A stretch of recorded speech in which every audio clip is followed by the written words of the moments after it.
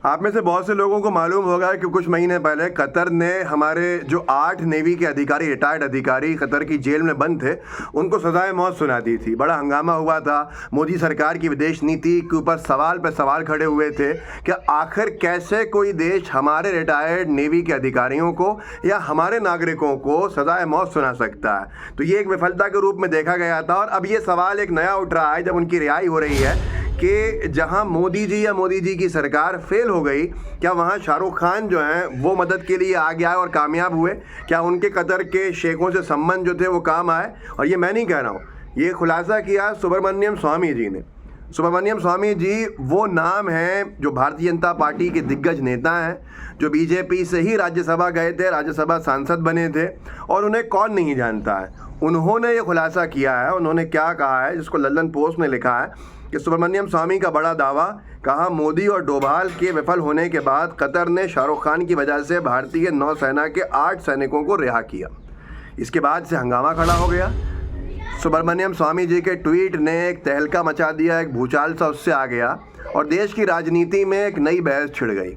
लेकिन उसके बाद क्या होना था वो सब जानते हैं कि जिस चीज़ का श्रेय शाहरुख खान को जा रहा था, फ़ौरन शाहरुख खान जी पे क्या दबाव बना होगा कि भाई मोदी जी को श्रेय मिलना है और आप श्रेय ले रहे हो। तो सीधे तौर के ऊपर शाहरुख खान ने, जिन्होंने कभी कोई स्टेटमेंट जारी नहीं किया आर्यन खान के ऊपर, जब वो परेशानी में आए थे, जब उनको टारगेट किया गया या रेड्स के ऊपर, वो शाहरुख खान ने जल्दबाजी के अंदर आके अपने ऑफिस से स्टेटमेंट जारी करवाया कि वो इसके पीछे नहीं है भैया, सरकार ही है। तो आप सोच सकते हैं कि दबाव कितना बड़ा होगा। ये बहस छिड़ी कहाँ से, कि दबाव शुरू कहाँ से हुआ।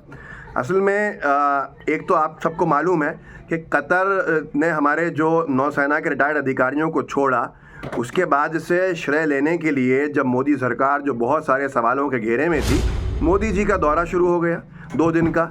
एक तो वो यूएई के दौरे पे जा रहे हैं और दूसरा वो यहाँ जा रहे हैं कतर। तो उससे कहीं ना कहीं ये बात छेड़ी गई कि कतर से जोड़ के कतर के शेख जो हैं उनसे संबंध इतने अच्छे हैं कि देखिए अब मोदी जी वहाँ जा रहे हैं। मोदी जी ने अपने दौरे के बारे में लिख भी दिया कि ये मेरा 7वां दौरा यूएई का है और कतर में दोनों जगह जा रहा हूँ, कई सारे कार्यक्रमों को जो है अटेंड करूँगा। उसी के नीचे सुब्रमण्यम स्वामी जी ने ट्वीट कर दिया कि मोदी जी को चाहिए कि वो सिनेमा स्टार शाहरुख खान को कतर लेके जाएं अपने साथ, क्योंकि जब विदेश मंत्रालय, नेशनल सिक्योरिटी एडवाइज़र NSA नाकाम हो गए कतर के शेखों को कन्विंस करने के अंदर, जो हमारे नौसेना के रिटायर्ड अधिकारी थे उनको छुड़ाने के लिए, तब शाहरुख खान के आगे सबको गिड़गिड़ाना पड़ा और उसके बाद उन्होंने इंटरवीन किया। तो ये एक बहुत बड़ा सेटलमेंट हुआ कतर के शेखों की तरफ से कि हमारे जो अधिकारी थे उनको छोड़ा गया।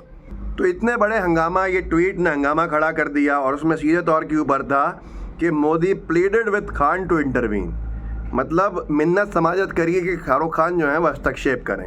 और शाहरुख खान अभी गए भी थे कतर कुछ दिन पहले, उनका ये फ़ोटो वायरल भी था जहां वो कतर के जो राज परिवार है और शेख मोहम्मद बिन अब्दुलरहमान बिन जासिम अल थानी, उनके प्रिंस से मिले हुए हैं, हाथ मिला रहे हैं। ये तस्वीर है जिसके बाद से ये दोहा में इस तस्वीर को उससे जोड़ के देखा जाने लगा और सुब्रमण्यम स्वामी जी के जो भी बातें थी उन डॉट्स को कनेक्ट करने के लिए ये तस्वीर बहुत महत्वपूर्ण बन गई। लेटेस्टली ने लिखा कि सुब्रमण्यम स्वामी, बीजेपी नेता सुब्रमण्यम स्वामी का बड़ा दावा, बोले कतर से 8 पूर्व नौसैनिकों को पीएम मोदी ने नहीं शाहरुख खान ने छुड़ाया।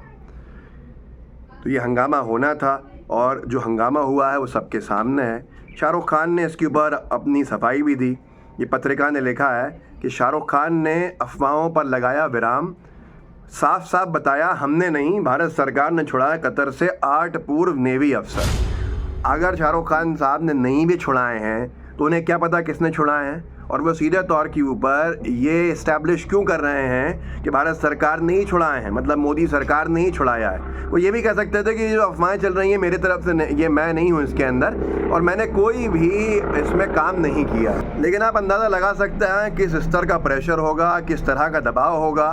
अगर वाकई में जो बात सुब्रमण्यम स्वामी जी ने कही है मोदी सरकार को लेके, मोदी जी को लेके, वो गलत है, तो अब तक एक मानहानि का दावा क्यों नहीं किया जा रहा है?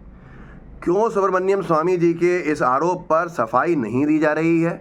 ये एक बड़ा सवाल है जिन सवालों के जवाब शायद किसी के पास नहीं होंगे। शाहरुख खान साहब की वो तस्वीर का आना, जिसमें वो कतर के रॉयल फैमिली के प्रिंस से मिल रहे हैं। उसके बाद ही नौसेना के उन 8 रिटायर्ड नेवी ऑफिसर्स को छोड़ना, रिहा करना जिनको सजाए मौत दी जा चुकी थी।